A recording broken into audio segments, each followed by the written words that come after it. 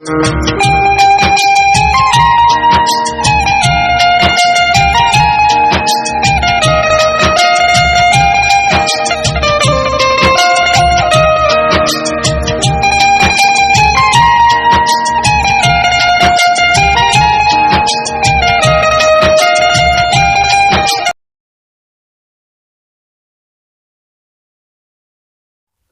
बच्चों, देखिए आज हम लोग क्या पढ़ चुके हैं। देखिए पहले, इससे पहले कहां तक पढ़ चुके हैं हम लोग? अमाशय तक। अमाशय के बाद जो बात आता है नीचे बच्चों, हम लोग को छोटी आंत आती है। तो छोटी आंत के विषय में आज पढ़ेंगे और बड़ी आंत, दोनों साथ में डिस्कशन करेंगे। तो चित्र बना हुआ है, चित्र के अनुसार हम लोग एक एक बातें समझते चले जाएंगे। इसके कार्य भी क्या होती है, सारे बात को। जब अमाशय में जो थैला आकार के था बच्चों, जिसके हम गैस्ट्रिक जूस निकल रहा था, 0.2 से 0.5 तक निकल रहा था, तो उसके मैंने कहा कि वहां से जो पदार्थ अब बचेगा, उसके बाद वहां से कहां आएगा? नीचे उतर के इसमें आएगा, यानी छोटी आंत यहां से स्टार्ट हो गई। तो पहले देखिए क्या क्या बात किया जाए इसके विषय में, उसके बाद थोड़ा सा यहां देखिए हम लोग पढ़ने जा रहे हैं स्मॉल इंटेस्टाइन, यानी स्मॉल इंटेस्टाइन, यानी कह सकते हैं छोटी आंत। अब छोटी आंत की अगर बात कहा जाए, छोटी आंत के मुख्यतः 3 भाग होते हैं। कितने भाग होते हैं? 3 भाग। छोटी आंत के 3 भाग होते हैं। पहला भाग मैंने इसमें लिखा है ग्रहणी, दूसरा क्या होता है? मध्यांत, दूसरा क्या होता है? मध्यांत। तीसरा होता है बच्चों शेषांत्र, तीसरा होता है शेषांत्र। यानी कुल इसके 3 भाग हुए। 3 भाग में पहला जो हम लोग देखा ड्यूडेनम देखे, पहला क्या देखे? डियोडिनम। इसको इंग्लिश में कहा जाता है डियोडिनम। इसको कहते हैं हम लोग जेजुनम, जेजुनम। इसको कहते हैं हम लोग इलियम, यानी इसको शॉर्ट फॉर्म में हम कह सकते हैं कि डीजे आई। यानी इसके मतलब कि छोटी आंत जो होती है, छोटी आंत के कितने भाग होते हैं? 3 भाग होते हैं। 3 भाग होते हैं। मैंने कहा कौन होता है? डीजे आई। डी से डियोडिनम, जे से जेजुनम, आई से इलियम, यानी इसके 3 भाग हो गए। इसी के बाद थोड़ा सा हम बात कर रहे हैं इसके में, इसी के नीचे हम लोग देखेंगे large intestine, large intestine. Large intestine की बात किया जाएगा, यानी जिसे कहा जाता है बड़ी आंत। बड़ी आंत की विषय में बात कहा जाएगा, तो बड़ी आंत के भी बच्चों 3 भाग होते हैं। कितने भाग होते हैं? 3 भाग होते हैं। इसके भी 3 भाग होते हैं। 3 भाग होते हैं तो क्या क्या होते हैं इसका अगर बात कहा जाए, यानी सीकम कॉलन रेक्टम, यानी इसको उंडुक भी बोलते हैं, यानी caecum colon rectum, caecum colon rectum, यानी सीकम और कॉलन रेक्टम, 3 भाग। इसको कह सकते हैं हम लोग सीसीआर। क्या कहते हैं? सीसीआर। यानी इसे हम लोग बोल सकते हैं, यानी बड़ी आंत के 3 भाग, छोटी आंत के भाग होते हैं 3 डीजेआई, यानी डियोडिनम, जेजुनम और इलियम। इसके भी 3 भाग होते हैं सीसीआर, यानी सीकम, कॉलम और रेक्टम, यानी ग्रहणी, मध्यांत, शेषांत्र, सीकम, कॉलन और रेक्टम। ये बात इसकी बात को चर्चा हो रहा है। अब देखिए यहां चित्र में क्या क्या हम लोग दिखाई दे रहा है। सबसे पहले छोटी आंत का भाग होती है, उसे क्या बोलते हैं? ग्रहणी। यानी जब भोजन अमाशय से घूमकर कैसे आया, तो कहां आया बच्चों? ग्रहणी में। ग्रहणी से जैसे इसके अंदर आते हैं, तो ग्रहणी ज्यादा लंबा नहीं होता है, बहुत छोटा होता है। ठीक है, तो ग्रहणी अगर कह सकते हैं तो 25 सेंटीमीटर का होता है। कितना होता है बच्चों? ये 25 सेंटीमीटर के। ग्रहणी जब होगा 25 सेंटीमीटर के, तो इसके जस्ट नीचे उतरे होंगे आप यहां से, तो ये वाले जो भाग है इसका मैं नाम लिख दे रहा हूं। इसका जो नाम है ए वाली की, जो आपको दिख रहा है हरा कलर का, ये दूसरी वाली है। दूसरी कौन है? जेजुनम है। ये क्या होगा बच्चों? जेजुनम हो गया, ये हो गया जेजुनम। इसके नीचे जो काली कलर वाली दिख रही है, इस काली कलर वाले की भी मैं नाम नहीं लिख रहा हूं, जो पूरा काला वाला दिख रहा है इसे बोलते हैं बच्चों इलियम। इलियम। जेजुनम भी छोटा होता है लेकिन इलियम जो होता है सबसे बड़ा होता है। ये जो होता है 2.4 मीटर होता है और ये जो होता है ये 3.4 मीटर होता है। तो यानी सबसे बड़ा कौन हो गया? इलियम हो गया। यहां जैसे आप आगे चलेंगे तो ये वाली जो पोर्शन होती है यहां से बड़ी आंत स्टार्ट होती है। यहां पर कौन है बच्चों? सीकम है, यानी सीकम। ये जो दिख रहा है आपको वर्मी फार्म अपेंडिक्स, ये वाली जो पोर्शन आपको, ये वाली जो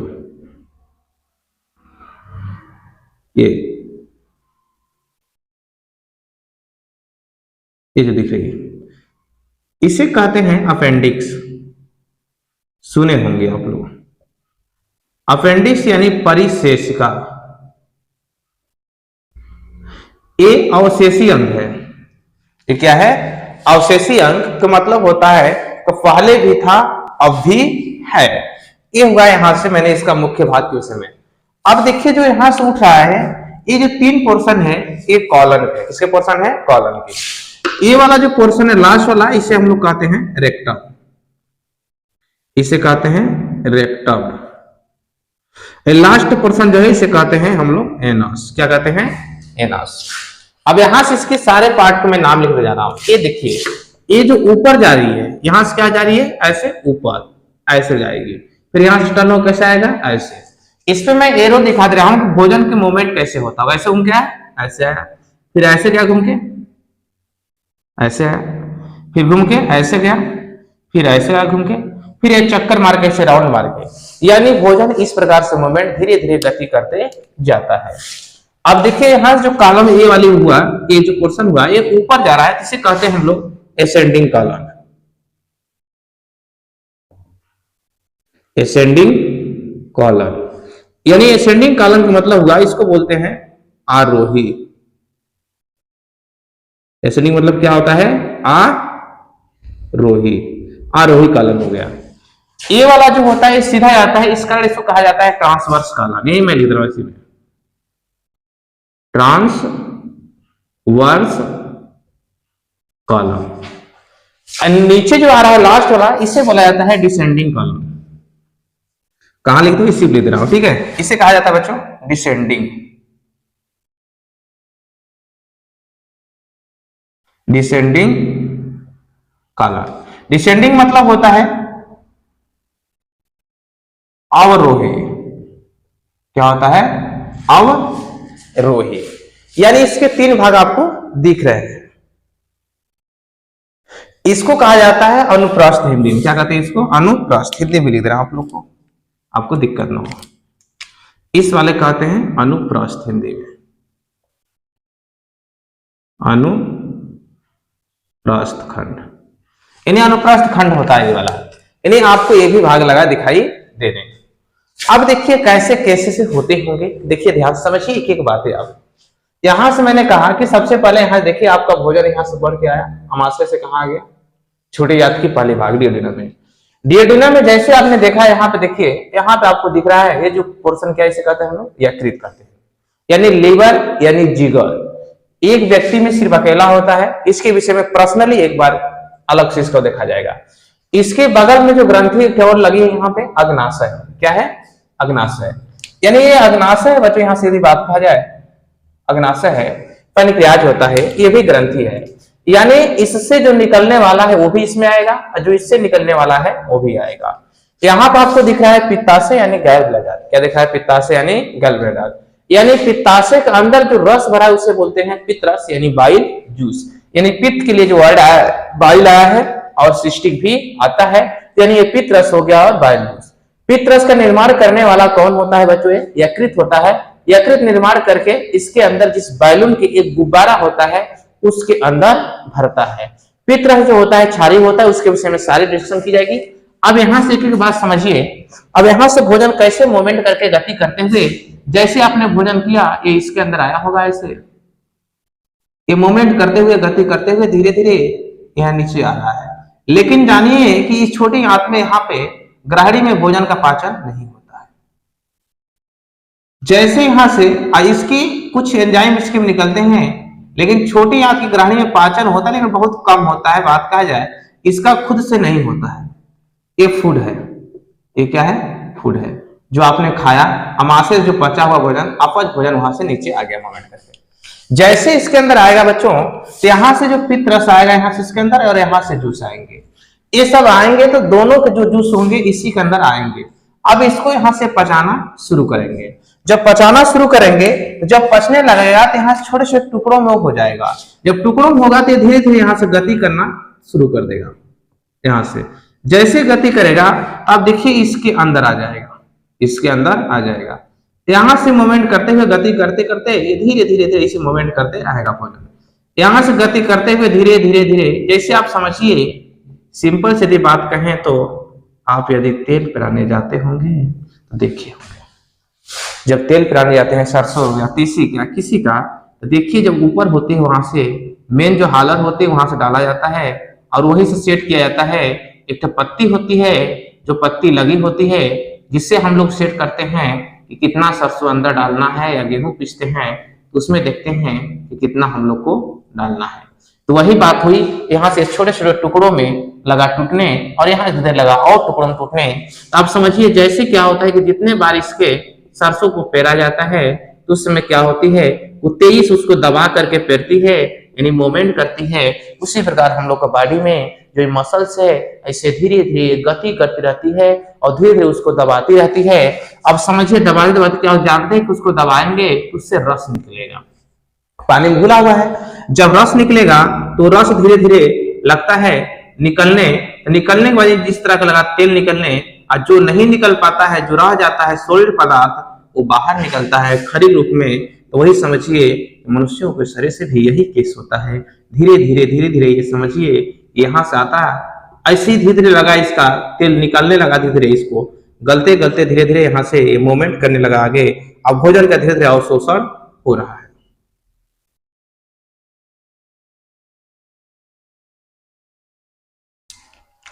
ये लगा भोजन के जब अवशोषण होने, बच्चों देखिए ध्यान से, यहाँ से जब लगा अवशोषण होने, यहाँ से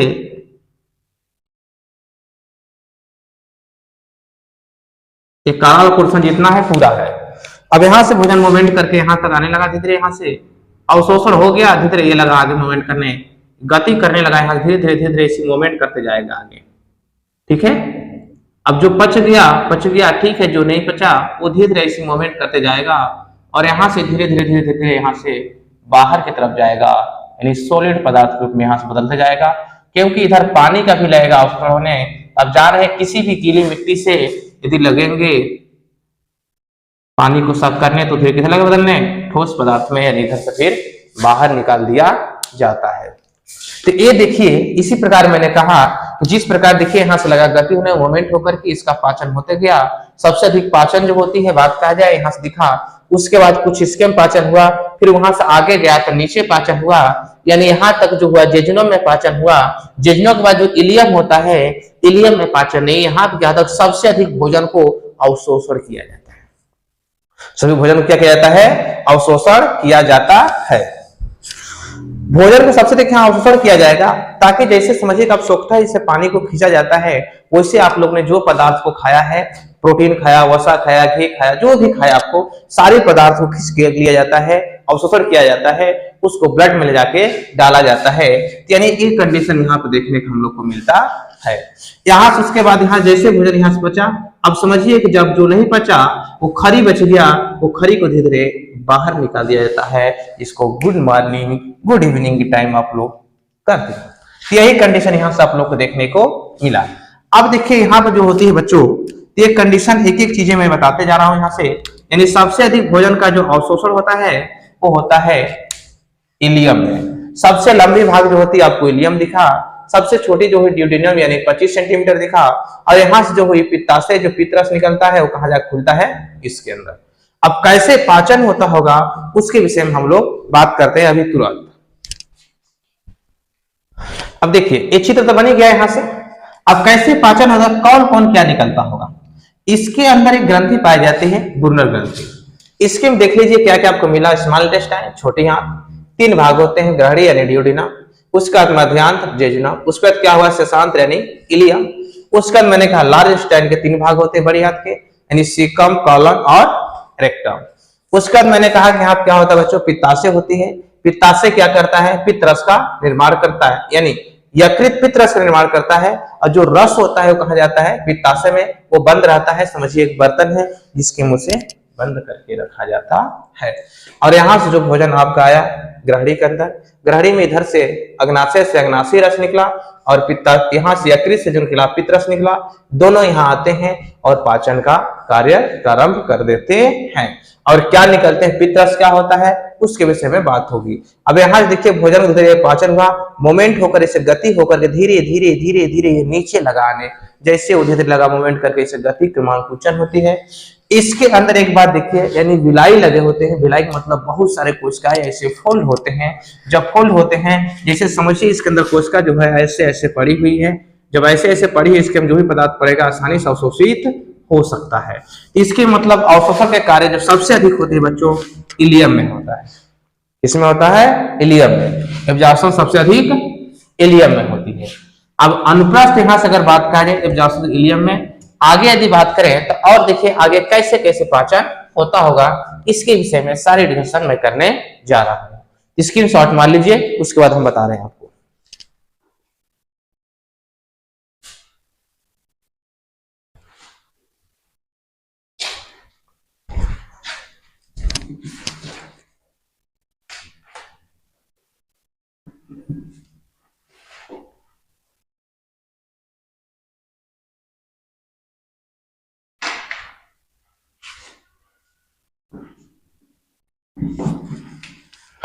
चलिए अब छोटी आंत के विषय में हम लोग बात करते हैं, ठीक है। आप लोग लिख लिए होंगे, स्क्रीनशॉट मार लिए होंगे। चलिए आगे देखते हैं। हम लोग छोटी आंत की बात करेंगे, उसके बाद देखते हैं क्या क्या कंडीशन होता होगा। चित्र रहेगा अभी डायग्राम, क्योंकि डायग्राम से भी कुछ काम है। देखिए ध्यान से। अब छोटी आंत की यदि बात कहा जाए, देखिए ध्यान से, छोटी आंत में क्या क्या होता होगा।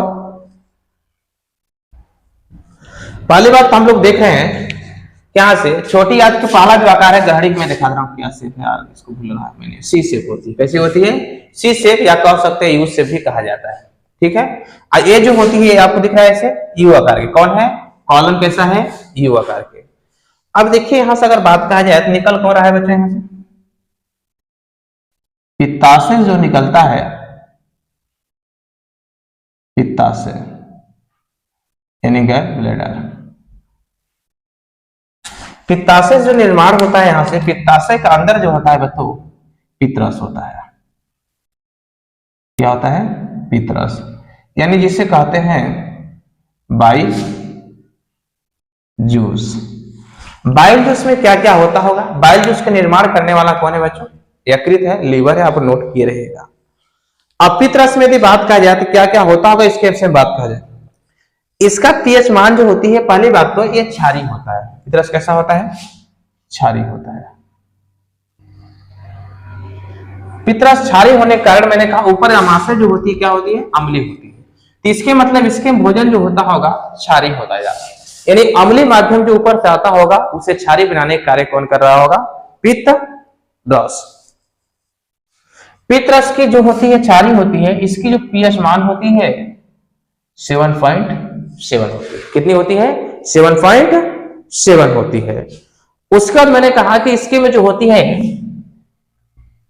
पित्त रस में 92% जल होता है, 92% जल होता है। 6% जो होता है इसके में पित्तवर्णक होता है, पित्तवर्णक। पित्तवर्णक में कौन कौन होते हैं, बिलीरुबिन और बिलीवर्डिन होते हैं। बिलीरुबिन और बिलीवर्डिन होते हैं, यानी बिलीरुबिन और बिलीवर्डिन। बिलीरुबिन और बिलीवर्डिन होते हैं, ये बात याद रखिए। ये क्या है, पित्तवर्णक। 2 पित्तवर्णक होते हैं, बिलीरुबिन और बिलीवर्डिन होते हैं। पित्तरस क्या करता है, अम्लीय माध्यम के क्या बनाता है, वह क्षारीय माध्यम। जैसे पित्तरस यहाँ से निकल के आएगा इसके अंदर, यहाँ से नलिका द्वारा आप देख रहे हैं कि यहाँ से जो रहेंगे अग्नाशी रस और पित्तरस दोनों यहाँ से निकल रहे हैं। यहाँ से जो यकृत हुई, यकृत के लिए बात करें हेपेटिक वर्ड आती है, उसके विषय में बात किया जाएगा। यानी बिलीरुबिन और बिलीवर्डिन जो होते हैं पित्तवर्धक होते हैं, जो 6% होते हैं। पहली बात तो ये जो कार्य करती है, जब पित्तरस होता है अक्सर ये वसा को इमल्सीकरण, यानी जो वसा, जो घी आपने फैट वसा खाए है उसके छोटे छोटे टुकड़े में कार्य कौन करती है, यही पित्तवर्धक। अगला हम लोग बात कहा जाए जो निकलता है इसके अंदर, और जो अग्नाशय है, अग्नाशय की यदि बात कहा जाए, अग्नाशय से निकलता है अग्नाशयी रस, यानी पैनक्रियाज जो होता है, बात कहा यानी पैनक्रियाज। पैनक्रियाज जो होती है, पैनक्रियाज से बच्चों निकलता है पहली बात तो पैनक्रियाजिक जूस। पैनक्रियाजिक जूस क्या कौन कौन से निकलता होगा उसके विषय में बात किया। पैनक्रियाजिक जूस यानी अग्नाशयी रस, जो अग्नाशयी रस निकलती है या पैनक्रियाटिक जूस कह सकते हैं इसको, पैनक्रियाटिक जूस या अग्नाशयी रस कहते हैं इसको, ध्यान दीजिएगा, यानी अग्नाशयी रस, अग्नाशयी रस। अग्नाशयी रस में क्या क्या होता है बच्चों, यानी अग्नाशय जो है ये क्या क्या पदार्थों का निर्माण करता होगा, यानी भोजन पे पचाने वाले जितने हैं लगभग सारे निकालने का काम करता है। इसके में बात रखिएगा कि इसकी जो कोशिका होती है इसके में एक बुर्नर ग्रंथि पाई जाती है। कहीं पूछा जाता है बुर्नर ग्रंथि कहाँ पाई जाती है, नोट रखिएगा बुर्नर ग्रंथि कहाँ पाई जाती है, ड्यूडेनम में, ड्यूडेनम की कुछ यहाँ पाई जाती है। लेकिन पैनक्रियाटिक जूस में बहुत सारे होते हैं, कौन कौन से होते हैं अगर बात कहा जाए, इसका पीएच मान जो होती है क्षारीय होती है 7.8 से 8.2 होती है। इसकी जो पीएच मान होती है अगर बात कहा जाए 7.2 से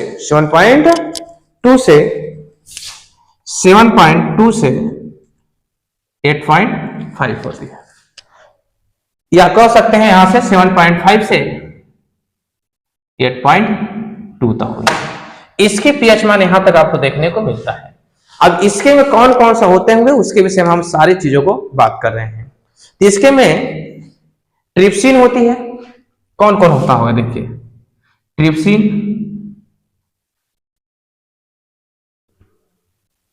या काइमोट्रिप्सिन, काइमोट्रिप्सिन इसी में होता है। दूसरा मैंने कहा क्या होता है, काइमोट्रिप्सिन। तीसरा काइमोट्रिप्सिन हो गया। अगर तीसरा बात कहा जाए एमाइलेज, हिंदी में एमाइलेज। चौथा जो होगा बच्चों लाइपेज भी होगा, लाइपेज। अभी पाचन बचा है न्यूक्लियस, जैसे डीएनए आरएनए आप खा लिए तो न्यूक्लियस,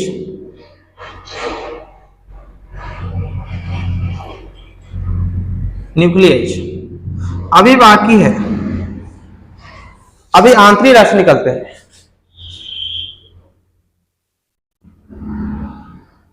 इंटरस्टिशियल जूस, यानी आंतरिक रस, आंतरिक रस। यानी ये सब पूरा जो निकलते हैं अग्नाशय के द्वारा इतने सारे पदार्थों का निर्माण होता है। यानी जो अग्नाशय होती है तो अग्नाशय यानी ट्रिप्सिन का निर्माण करती है, काइमोट्रिप्सिन की करती है, एमाइलेज की करती है, लाइपेज की करती है, न्यूक्लियस की करती है, यानी न्यूक्लियस, न्यूक्लियस, न्यूक्लियस का निर्माण। यानी ये सब सारे एंजाइम्स जो हैं इसको सबको कार्य कौन करती है, अग्नाशय करती है, यानी ये सबका निर्माण करने में काम करती है। अब उसके बाद आखिर में कौन कौन कैसे कार्य करता होगा इसके विषय में बात कहा जाए। सबसे पहला जो एंजाइम निकलने वाला है ट्रिप्सिन है। इसके मतलब हुआ कि ट्रिप्सिन प्रोटीन पे, काइमोट्रिप्सिन भी प्रोटीन पे, एमाइलेज जो होती है कार्बोहाइड्रेट पे, लाइपेज जो होती है वसा पे, न्यूक्लियस जो डीएनए और आरएनए पर कार्य करती है, इंटेलिजेंट जूस। इसके मतलब हुआ कि जो छोटी आंत है, छोटी आंत में सारे पदार्थों का पाचन होगा। अमाशय में सिर्फ अमाशय में कार्बोहाइड्रेट का पाचन नहीं था, वहां पे एमाइलेज एंजाइम नहीं था, तो वहां पाचन नहीं हो रहा था। लेकिन यहाँ पर आपने जितने पदार्थ खाया है सबका पाचन होगा, जितना पदार्थ ने खाया सबका पाचन होगा। अब कैसे पाचन होता होगा उसके विषय में मैं बात करने जा रहा हूं, ध्यान दीजिएगा। कैसे पाचन हो रहा होगा, यहां से मोमेंट गति करके कैसे नीचे आ रहा होगा। अब देखिए इसी एक अभिक्रिया के द्वारा मैं इसे करता हूं, तो आप उसे तुरंत स्क्रीनशॉट मारिए और तुरंत आपको बता रहा हूं या लिख लीजिए तुरंत। चलिए देखिए आगे। अब यहाँ पे जो ट्रिप्सिन की मैं बात करूं, ट्रिप्सिन कैसे कार्य कर रहा होगा इसके विषय में सबका मैं लिख रहा हूं। देखिए यानी यहां से देखिए, पहली बात तो ट्रिप्सिन जो होती है निष्क्रिय होती है। ट्रिप्सिन क्या होती है? निष्क्रिय होती है। ट्रिप्सिन जो होती है निष्क्रिय होते हैं, तो जो होती है ट्रिप्सिनोजन होती है, ट्रिप्सिनोजन। ट्रिप्सिनोजन हुई, ट्रिप्सिनोजन हुई, ये सक्रिय होती है एंटेरोकाइनेज से। एंजाइम जो होती है एंटेरोकाइनेज, एंटेरोकाइनेज इसी को सिर्फ सक्रिय करता है, यानी एंटेरोकाइनेज,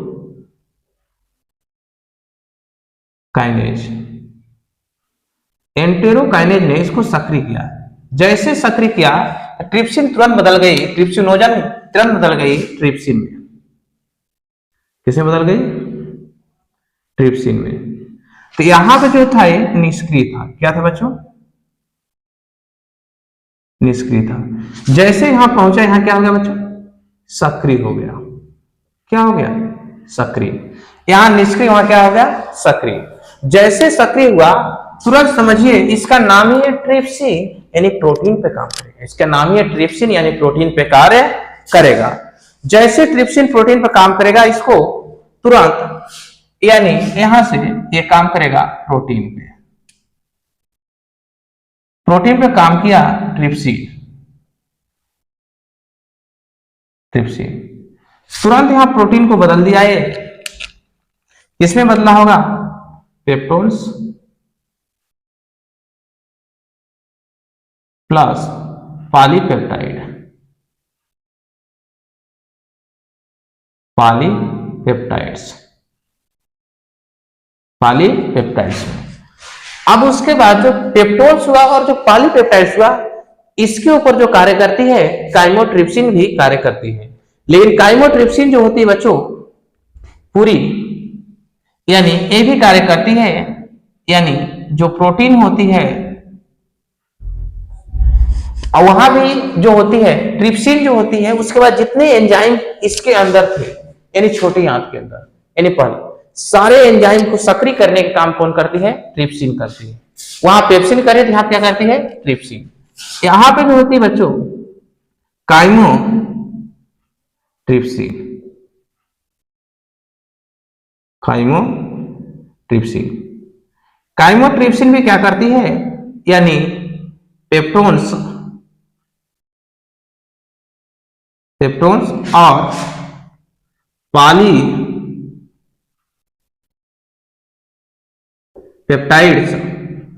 उसके बाद यहां पे इसको आगे ले जाके एमिनो एसिड में बदल देती है। यहां पे जो होती है इसी को काम करने वाली जो होती है, यानी पेप्टोन्स या पॉलीपेप्टाइड्स को यहां पे काम आती है एक तो एंजाइम जो कार्य करती है, यानी कार्बोक्सी पेप्टाइडेज। क्या नाम होता है इसका? कार्बोक्सी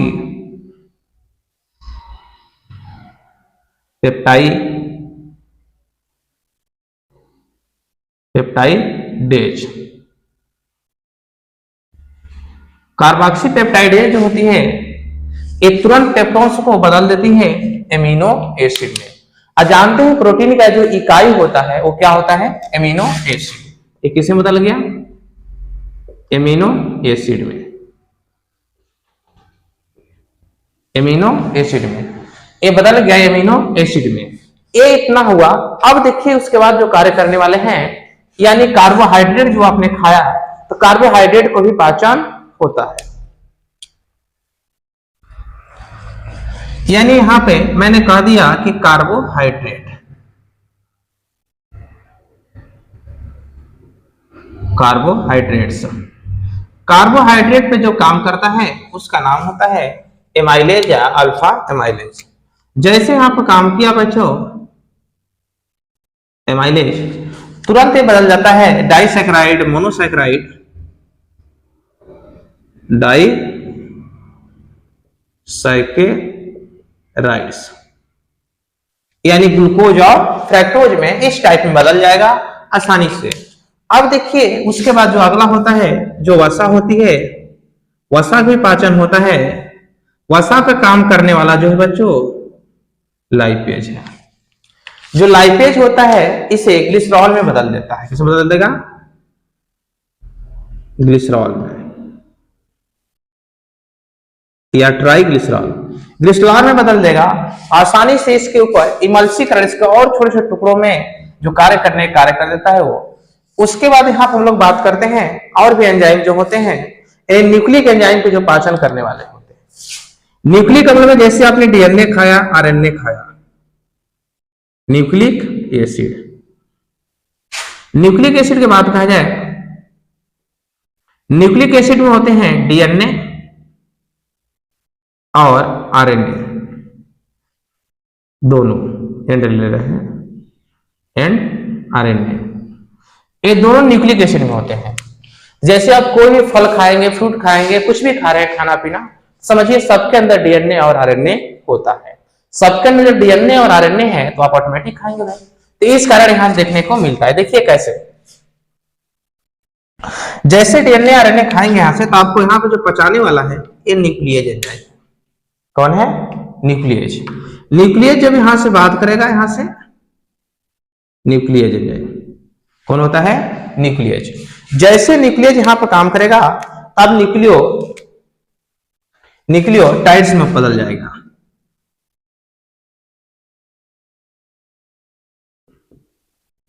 न्यूक्लियोटाइड्स में न्यूक्लियोटाइडेज एंजाइम करेगा काम। टाइडेज जब वहां काम करेगा, न्यूक्लियोटाइडेज काम करता है तो न्यूक्लियोसाइड में बदल जाता है। ये धीरे धीरे एक एक टुकड़ों में बदल जाएगा और आसानी से भोजन का पाचन हो जाता है। उसके बाद जो आंतरिक रस होता है, तो आंतरिक रस क्या क्या कार्य करता होगा?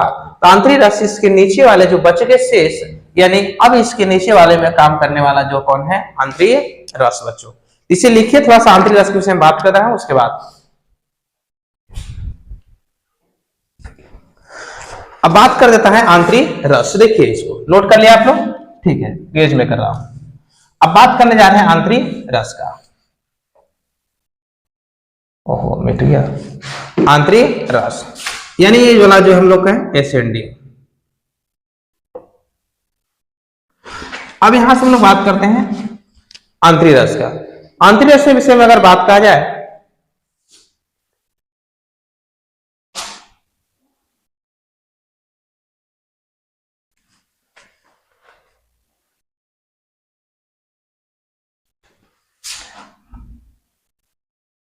जूस, आंतरिक रस,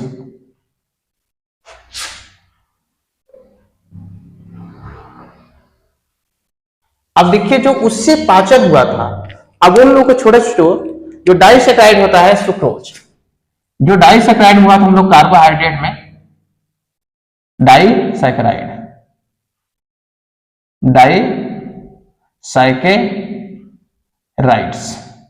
जो डाइसैकेराइड थे, तो डाइसैकेराइड में कौन कौन हुआ? सुक्रोज हो गया, माल्टोज हो गया, लैक्टोज हो गया। यानी सुक्रोज,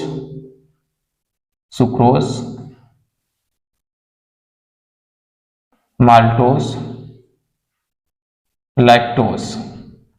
कौन होता है? लैक्टोज। ये जब होते हैं, ये सब क्या है? डाइसैकेराइड। अब इसके ऊपर भी पाचन करने वाले एंजाइम होंगे, यानी सुक्रोज को जो पाचन करने वाला एंजाइम है इसको बात कहा जाए, यानी ये जो होता है सुक्रेज होता है। क्या होता है? सुक्रेज। यहां क्या होता है? माल्टेज।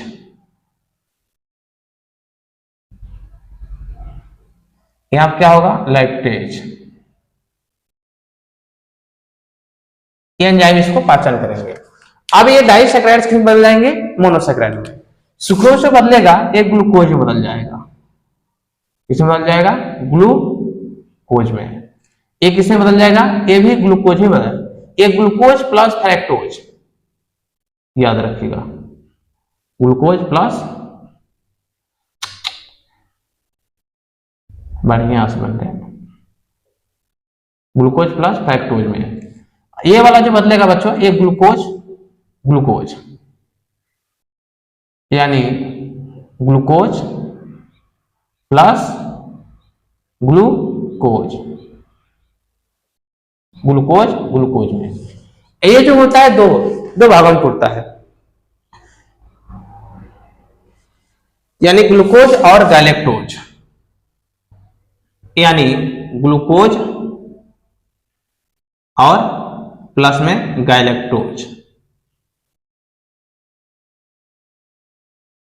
गैलेक्टोज भी गैलेक्टोज भी बोलते हैं, यानी इतने भागों में टूटता है। ठीक है बच्चों, ये बात है, यानी गैलेक्टोज में भी ये टूट जाता है। अब यहां से केस आप लोग दिख रहा है, इसके मतलब डाइसैकेराइड से क्या हो गया, ये मोनोसैकेराइड में। इधर जो टूटा है ये मोनोसैकेराइड है। क्या है, मोनोसैकेराइड्स। ये इधर मोनोसैकेराइड में, यानी सुक्रोज के जो फॉर्मेशन होता है ग्लूकोज प्लस फ्रैक्टोज, माल्टोज का जो फॉर्मेशन होता है ग्लूकोज प्लस ग्लूकोज, लैक्टोज का फॉर्मेशन होता है ग्लूकोज प्लस गैलेक्टोज। यानी यहां से इसका पाचन हो गया। अब उसके बाद जो प्रोटीन के पाचन वाला होता है वो पॉलीपेप्टाइड को इरेप्सिन होता है, यानी जो पॉलीपेप्टाइड जो बच रहा था, जिसका पाचन नहीं हो रहा था, पॉलीपेप्टाइड्स, इसका जो पाचन करने वाला था इरेप्सिन था। इरेप्सिन तुरंत इसको बदल देता है बच्चों अमीनो अम्ल में। किस बदल देगा, अमीनो अम्ल में, यानी अमीनो अम्ल में ये बदल देता है, अमीनो अम्ल में ये बदल देगा इरेप्सिन। और उसका जो न्यूक्लिक अम्ल जो हम लोग के न्यूक्लियो बदल रहा था, हम लोग आगे इसके पहले जो हम लोग पढ़े थे जिसमें चेंज रहा था न्यूक्लियोटाइड्स को, यानी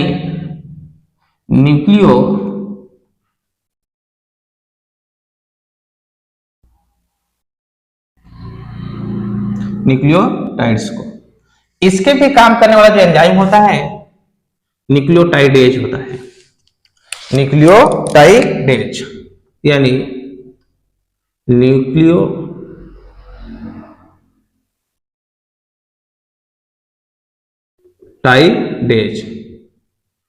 तुरंत इसको एक में तोड़ेगा, यानी न्यूक्लियोसाइड,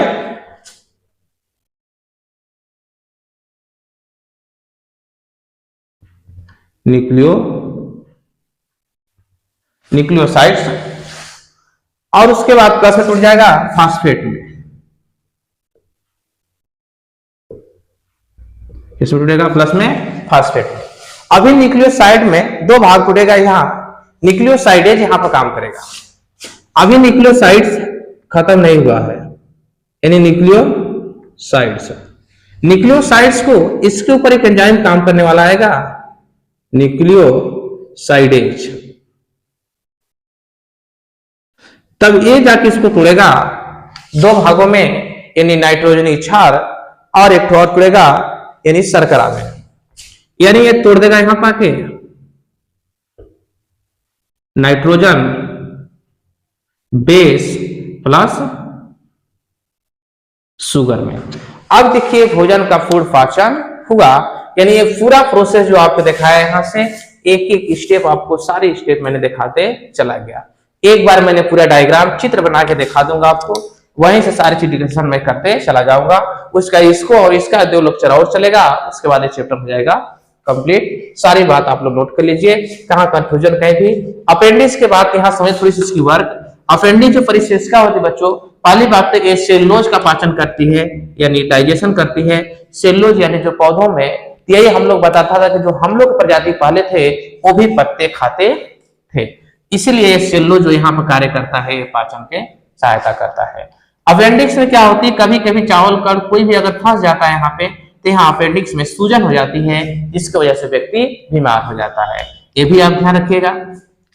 उसका ध्यान से पूछा जाए सबसे अधिक अवशोषण कहाँ होता है, तो इलियम में। सबसे बात यहाँ नोट याद रखिएगा, यानी अवशोषण, सबसे अधिक अवशोषण जो होता है इलियम में होता है।